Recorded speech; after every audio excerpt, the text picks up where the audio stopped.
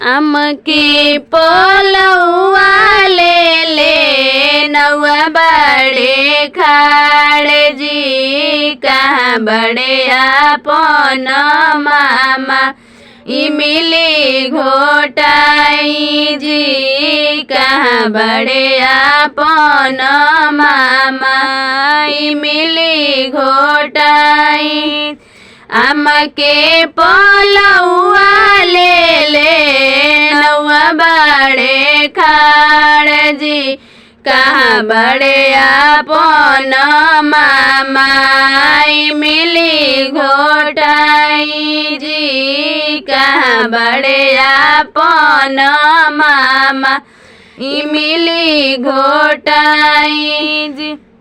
पाँच पलौआ मामा अपना दीदी के कटाई जी कालुए के भूखल दीदी के इमली घोटाई जी कालुए के भूखल दीदी के इमली घोटाई जी। लैल बानी जवन सड़िया दीदी के ओढ़ाई जी जेब से निकाल के रुपया इमली घोटाई जी जेब से निकाल के रुपया इमली घोटाई जी।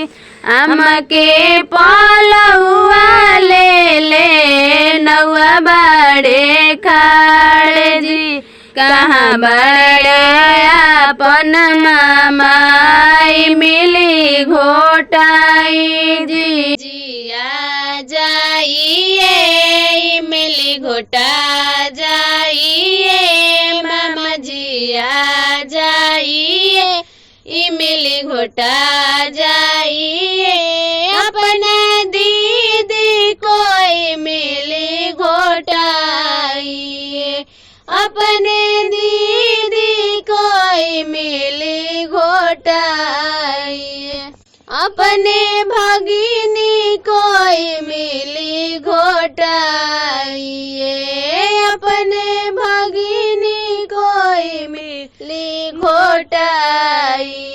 हाथ में लोटा लिए पाँच पोलो लिए हाथ में लोटा लिए पाँच पोलो लिए अपने दीदी को इमली घोटा दीजिए अपने दीदी को इमली घोटा दीजिए। हाथ में लाड़ी लिए और लोटा लिए हाथ में साड़ी लिए और लोटा लिए अपने दीदी को इमली घोटा दीजिए अपने दीदी को इमली घोटा दीजिए।